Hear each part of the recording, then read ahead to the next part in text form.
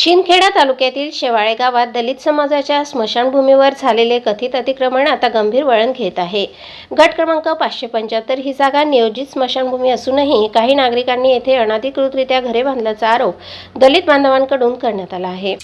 गट नंबर 575 तिथं आमची स्मशानभूमी आयोजित केली आहे म्हणून गावकरी लोक तिथं कोणी दगड टाकतं किंवा असं बंडखोरीपणा करतायत, तर आम्हाला ते मोजणीवाले मोजमापणी करून घेऊन गेलेले आहेत।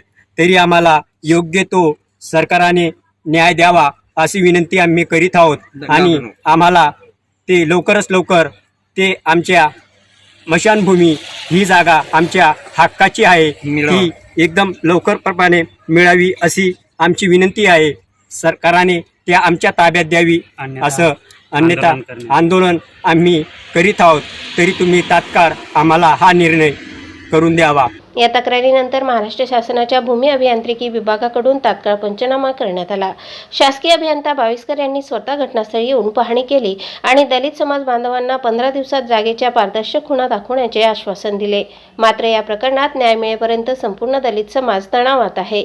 समाजातील नेते रवींद्र वाघ यांनी प्रशासनाला स्पष्ट इशारा दिला आहे की जर योग्य न्याय मिळाला नाही तर समस्त दलित समाज तीव्र आंदोलन उभारेल।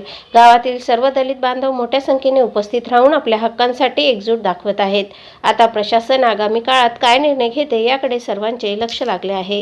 और दलित समाजाची आमची स्मशानभूमी मोजणी गव्हर्नमेंट मोजणी झाली आहे, पण आम्हाला जो न्याय पाहिजे तो न्याय भेटत नाही।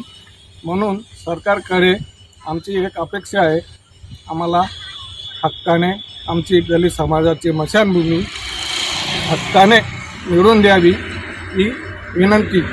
नाही भेटली तर आंदोलन करण्याची